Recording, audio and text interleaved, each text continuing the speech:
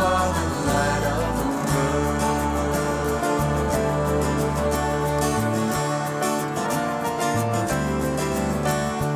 Hear the cries of the needy. Listen with love and compassion. Our God will answer their call.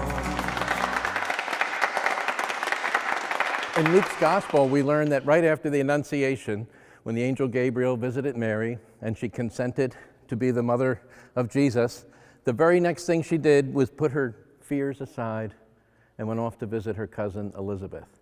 And I think that what that tells us, it's a beautiful example of what we're supposed to do as Christians when we come out of our contemplative side and move it into action. And so today we're going to look at some examples and models of social justice and the Catholic social teaching that has surrounded our spirituality, our legacy in the church. And I'm beginning with this image here, and it's called the Windsock Visitation. And it's Mary and Elizabeth greeting each other with a windsock, the Holy Spirit, the wind of the Holy Spirit blowing behind them. And I want to tell you the story about the painting, because it's real significant in my own artistic journey and in my journey to an awareness of what it truly means to live a life based on social justice, of reaching out to others. It was painted for Sisters of the Visitation who live in a monastery in North Minneapolis. Now, I'm an oblate of St. Francis de Sales, and back in 1610, St. Francis de Sales and his best friend, St. Jane de Chantal, founded this order of nuns, the Sisters of the Visitation. And what 25 years ago, 4 of them decided to move out of their academy girls settings and live in the inner city, because that's exactly what Francis and Jane wanted these sisters to do back in 1610. But back then, the laws of the church forbade women from living out on the streets. They called it the Sisters of the Visitation because they wanted them to be women who would visit the sick in their homes, visit the poor, walk the streets of France, and get out there and do all these the works of mercy. But the church said they had to be a monastic, cloistered order.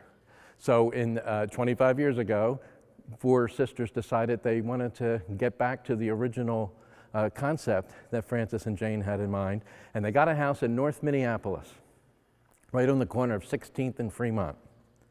And in 1993, I was there at a spirituality conference, and the sisters had an open house. And I went with a friend, and we were sitting on the couch in their living room. It's just a regular house in the neighborhood like any other. And we're facing the fireplace, and over the fireplace, they had a picture of the Visitation of Mary and Elizabeth, but it was 2 chubby German women, blonde hair, rosy cheeks, dressed up in Renaissance clothes. It was a Dürer print. And my friend Linda that I was sitting with said, "What is that doing here?" She said, "I'm commissioning a painting from you right now that reflects the women of this neighborhood." I shared that story a couple years ago, and a woman yelled from the back, "What's wrong with chubby German women?" And she was. But in any event, I got to work on this. I was still teaching. I didn't even have a studio yet. I worked on this painting in my bedroom. And I was living in Philly, and the woman who commissioned the painting was in Virginia. And I drove it down to Virginia when I finished it, and I showed it to Linda, and she said, "We can't not be there when the sisters open this." She said, "Let's go out, we'll have an unveiling and a trumpet and the whole bit."